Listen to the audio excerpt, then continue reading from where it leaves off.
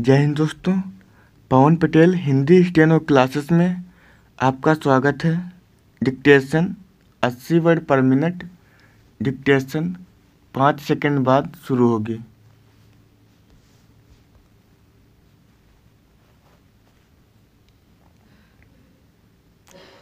Start.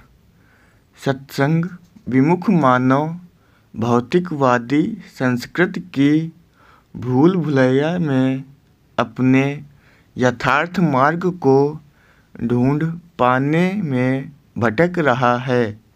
एक कपोल कल्पित सांसारिक समुपलब्धि को प्राप्त करने में दिशाविहीन होकर अनवरत दौड़ में लगा हुआ है। कोई धन के पीछे भाग रहा है, कोई मान, कोई सुख की तलाश में, किंतु इस दौड़ का अंत कहाँ है? हमारे मनीषियों ने एक अद्भुत रूपक के माध्यम से इस सत्य को प्रकाशित किया है। एक मेढक कीटादि को आहार बनाने के लिए दौड़ रहा है। उसे खाने के लिए उसके पीछे सर्प दौड़ रहा है। सर्प के पीछे मयूर, मयूर के पीछे सिंह और सिंह के पीछे शिकारी। वस्तुतः इन सबके पीछे काल ही सबको निगल रहा है। यह सिर्फ दृश्य मात्र जीव जगत की क्रिया नहीं, अपितु मानव जीवन का गूढ़ प्रतीक है।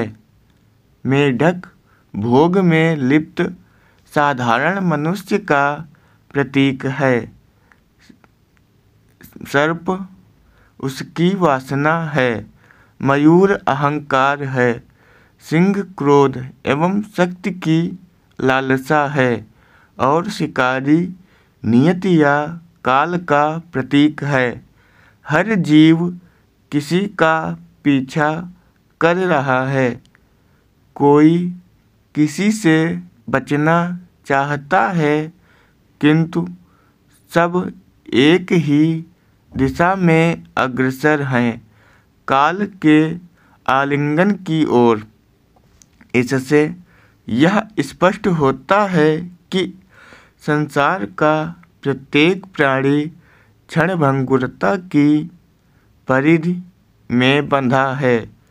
जीवन का हर क्षण घट रहा है, किंतु मनुष्य इसे अनंत मानकर मोह में डूबा है।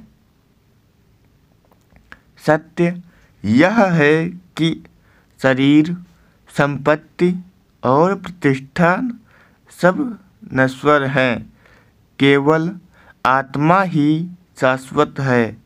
विचारणीय यह है कि मनुष्य इस आपाधापी में थोड़ा विवेक विचार से अपने भीतर झांके तो उसे यथार्थ का बोध हो जाएगा। आत्मचिंतन ही वह शक्ति है जो काल के भय को समाप्त कर देती है। जो व्यक्ति मृत्यु की स्मृति रखते हुए भी धर्म, सत्य और आत्मबोध में स्थिर रहता है, वही जीवन को सार्थक बनाता है। जो काल को पहचान लेता है, वही अमृतत्व को और जो जीवन की क्षणभंगुरता को समझ लेता है, वही अनंत, अखंड और परम शांति को समुपलब्ध होता है। स्टॉप।